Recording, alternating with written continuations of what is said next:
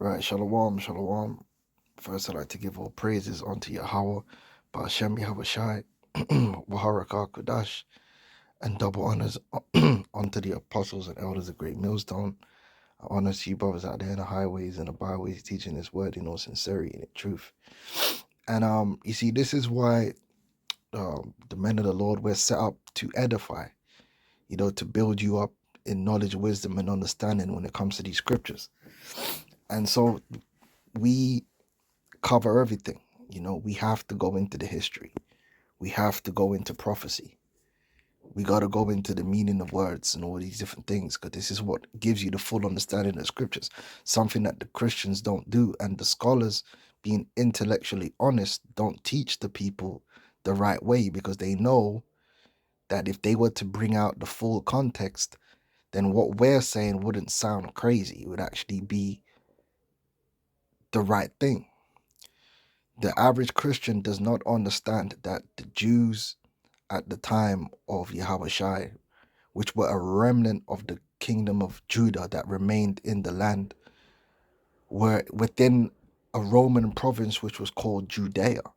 And they did not, I will say this, and I must stress this, they did not represent the entirety of the seed of Israel in the earth. There were many Israelites who were not um, incorporated into the Judean system, the Judean citizenry. All right. And you must have that understanding to understand what is happening in the New Testament, especially in regards to the Gentiles that were receiving the gospel. Now, let's go to Matthew 15. Now, it says here the Syrophoenician woman. This woman, it says here, then Yahushua went thence and departed into the coast of Tyre and Zidon. And behold, a woman of Canaan came out of the same coast and cried unto him, saying, Have mercy on me, O Lord, thou son of David. My daughter is grievously vexed with a devil.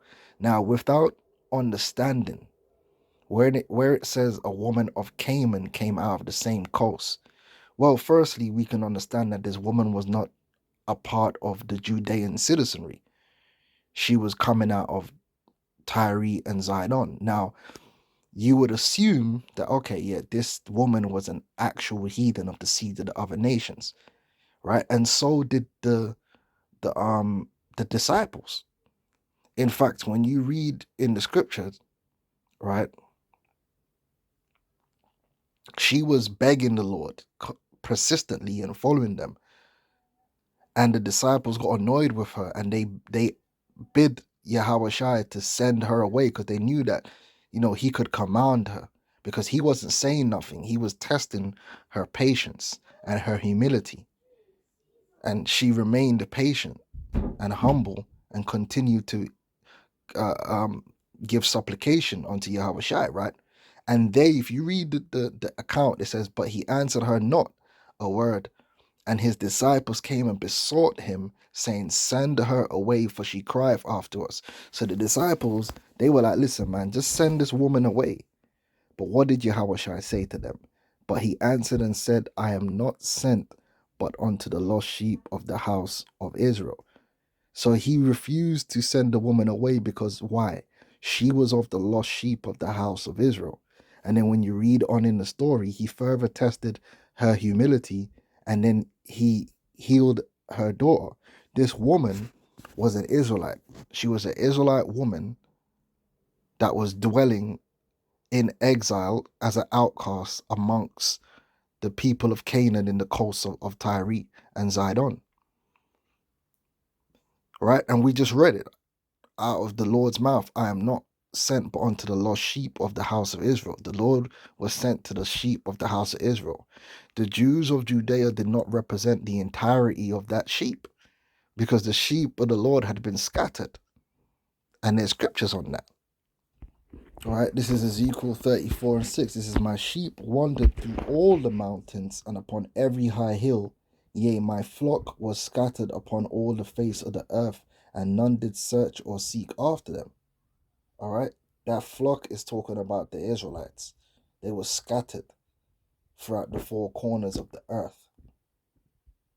They were no longer residing only in the land of Israel. The only ones that remained was a remnant of the kingdom of Judah, and they were dwelling in what was known as Judea, which Judea at that time was a Roman province. All right, Judea is a mountainous region of the Levant, traditionally dominated by the city of Jerusalem. It is now part of Palestine and the false Israel.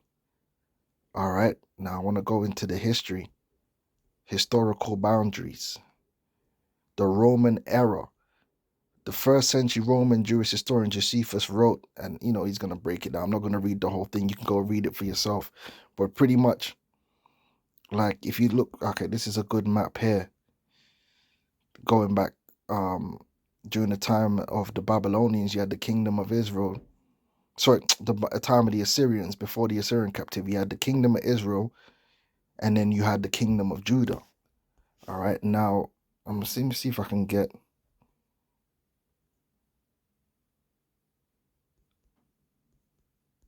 I ain't got a map for the Roman period. Hold up.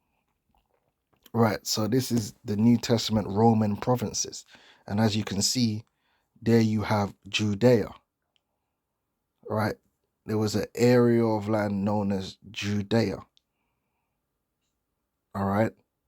This is a Roman province, and this is where the remnant of the Jews dwelt. All right. Now, let's go to the main scripture I wanted to get to. This is John 10:14. It says, I am the good shepherd, and know my sheep, and am known of mine. As the Father knoweth me, even so know I the Father, and I lay down my life for the sheep. And other sheep I have which are not of this fold. Now, what did he mean by this fold? Well, he was talking about Judea. All right, this is where the Lord was. He was among the Judeans. He was among the Jews of Judea. That would be likened unto a fold. What's a fold? And an enclosure where you would keep your sheep. This is Judea was an enclosure. Judea was a enclosure where you would keep your sheep. And what he's saying is, I have other sheep that are not a part of this enclosure. Why? Because you had Israelites that were scattered to the four corners. And this is the one thing that the Christians, and Vocab Malone knows this. He's being intellectually dishonest. Anyone that's properly studied the Bible and biblical history would understand that the Jews did not represent the entirety of the nation of Israel. But when they teach, they have to teach like that. They have to speak like that. And I've shown you many times when you go into the Bible commentaries, they like to talk about the Jews, the Jews, the Jews, the Jews. The reason they like to put focus on the Jews and leave out the fact that they were Israelites outside of the Jews of Judea is because that would give credence to what the truth is that, yeah, they were that's why it said neither Jew nor Greek, because they were Israelites outside of the Jews who were being called Greeks. They were Hellenized, but they don't want you to know this information. They want it to make it seem like, well, if there was other people outside of the Jews of Judea that the Lord was saving, they would have to be from other nations. They would have to be, because there are no other Israelites. No, that's wrong. That's wrong. He said, other sheep I have which are not of this fold. All right. The context is, at the time, how were the Israelites divided at that time into their folds into the land? Well, there was just Judea. Now, previously, when you go back to the time of David, the folds where all the tribes were divided into their tribal lands. But by the time of Yahawashi, that didn't exist. It was just Judea. Judea was a Roman province, and you had the remnant of Judah, Benjamin, and Levi, and some of the other tiny amounts of the other little tribes that were just living in the land. And they were just, they weren't divided anymore into, okay, this is Benjamin, this is Judah, this is Issachar, this is, into those borders. The border was set by Rome, and it was a Roman province. So he was saying, listen, I have other sheep that are not part of this fold. Them also I must bring. Why? Because it's prophecy. And they shall hear my voice, and there shall be one fold and one shepherd. The one fold meaning bringing back all the Israelites together as one. And that goes into Ezekiel, the 37th chapter. And I'm pretty sure if the scholars are worth anything, in the cross references, they will have those scriptures. That's why he said, I must. The reason he said I must, because it's prophecy.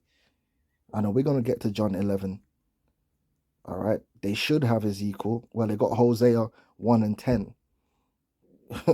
Right? Yet the number of the children of Israel shall be as the sand of the sea, which cannot be measured nor numbered. And it shall come to pass that in the place where it was said unto them, ye are not my people, there it shall be said unto them, ye are the sons of the living God.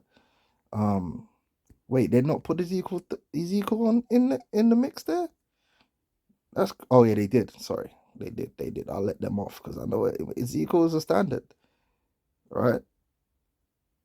Ezekiel 37 and 22, and I will make them one nation in the land upon the mountain of Israel, and one king shall be king to them all, and they shall be no more two nations, neither shall they be divided into two kingdoms any more at all.